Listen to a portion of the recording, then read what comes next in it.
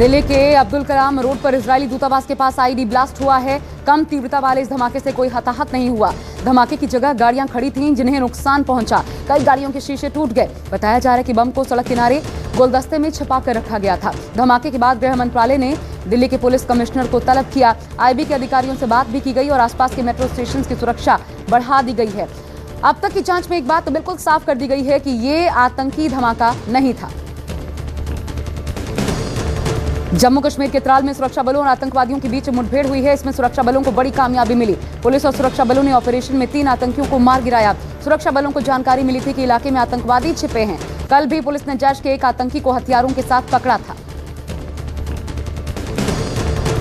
कल गाजीपुर बॉर्डर पर हंगामे के बाद आज सिंघू बॉर्डर पर तथाकथित स्थानीय लोगों ने किसानों के खिलाफ हंगामा कर दिया। पत्थरबाजी हुई। लोकल लोगों को हटाने के लिए पुलिस ने लाठीचार्ज भी किया। इसी बीच सिंघू बॉर्डर पर एक युवक ने तलवार से इलाके के एसएचओ पर हमला कर दिया। एसएचओ के हाथ में चोट आई है। युवक को पुलिस ने धर दबोचा और गिरफ्तार कर लिया। किसानों का आरोप है उनके धरने के खिलाफ विरोध करने वाले स्थानीय गाँव वाले नहीं बल्कि उन्हें बाहर से लाया गया था। टीकरी बॉर्डर पर भी कुछ लोग बैनर पोस्टर लेकर सड़क पर निकल आए। लोगों ने किसान आंदोलन खत्म करवाने की मांग की। लोगों का आरोप है किसान आंदोलन से उन्हें खासा नुकसान झेलना पड़ रहा है। लेकिन किसानों का आरोप है कि ये विरोध करने वाले लोग स्थानीय नहीं बल्कि बाहर से बुलाए गए हैं। सिंघू और टीकरी बॉर्डर पर हंगामे के बाद सुरक्षा कड़ी कर दी गई है। कल गाजीपुर बॉर्डर पर किसान नेता राकेश टिकैत के आंसू देखकर पश्चिमी उत्तर प्रदेश के किसानों में खासा गुस्सा नजर आया था। मुजफ्फरनगर में किसानों की महापंचायत भी हुई। महापंचायत की अगुवाई राकेश टिकैत के भाई और भारतीय किसान यूनियन के अध्यक्ष नरेश टिकैत ने किया। किसानों की महापंचायत में राष्ट्रीय लोकदल के उपाध्यक्ष जयंत चौधरी भी मौजूद थे। मुजफ्फरपुर की महापंचायत में किसानों का सैलाब उमड़ पड़ा था। किसान आंदोलन को लेकर एक बार फिर राकेश टिकैत ने बड़ा बयान दिया है। राकेश टिकैत ने कहा, हम गाजीपुर बॉर्डर से नहीं हटेंगे, हम गिरफ्तारी नहीं देंगे। कृषि कानूनों को रद्द करने को लेकर सरकार से बातचीत जारी रहेगी और जब तक कानून वापस नहीं लिए जाते आंदोलन ऐसे ही चलता रहेगा। दिल्ली के मुख्यमंत्री अरविंद केजरीवाल ने किसानों के आंदोलन और राकेश टिकैत को खुलकर समर्थन दिया है। केजरीवाल ने कहा, आपकी मांगे वाजिब हैं। उन्होंने ट्वीट किया, किसानों के आंदोलन को बदनाम करना, किसानों को देशद्रोही कहना और इतने दिनों से शांति से आंदोलन कर रहे किसान नेताओं पर झूठे केस करवाना सरासर गलत है। गाजीपुर बॉर्डर पर राकेश टिकैत से मिलने पहुंचे दिल्ली के डिप्टी सीएम मनीष सिसोदिया भी और कहा कि मैं पानी वगैरह की व्यवस्था देखने आया हूं। मनीष सिसोदिया का मोदी सरकार पर वार करते हुए बयान भी सामने आया कि पेट इंटरनेट या कानूनों से नहीं भरेगा, रोटी से भरेगा। किसान की पगड़ी उछालने की कोशिश की जा रही है लेकिन दिल्ली सरकार किसानों के साथ है। किसानों के लिए पानी की व्यवस्था दिल्ली सरकार करेगी।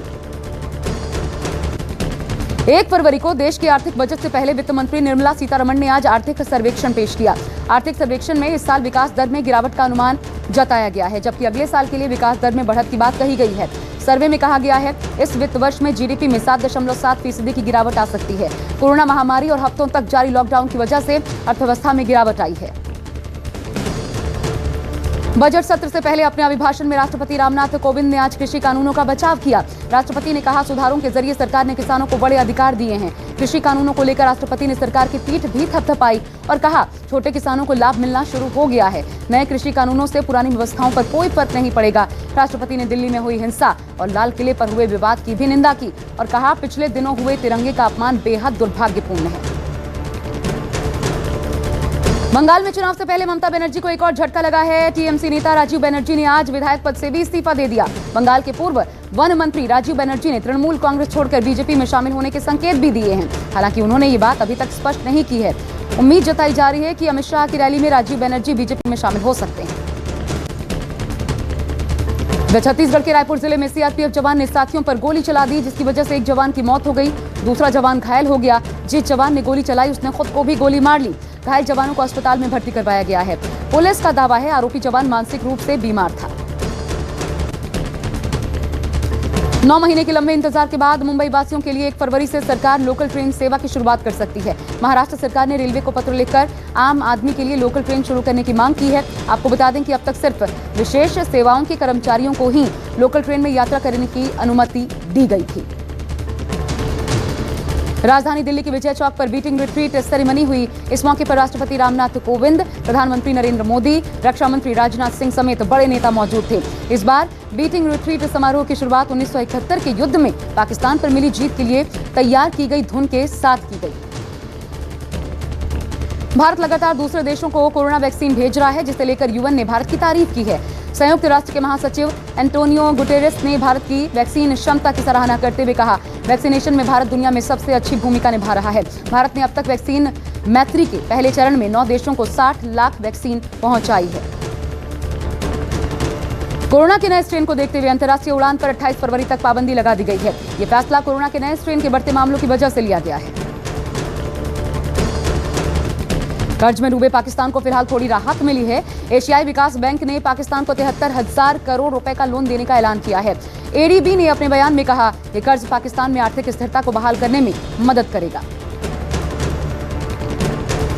अमेरिकी राष्ट्रपति जो बाइडेन ने भारतीयों को एक और बड़ी राहत दी है। बाइडेन ने H4 वीजा पर लगाई रोक को हटा दिया है। राष्ट्रपति चुनाव के दौरान जो बाइडेन ने ट्रंप प्रशासन के इस फैसले को वापस लेने का वादा किया था, इसे उन्होंने पूरा कर दिया है। H4 उन लोगों के लिए विदेशों में काम करने की इजाजत देता है जिनके पार्टनर को किसी वजह से उस देश में स्थायी निवासी की पहचान नहीं मिल पाई हो।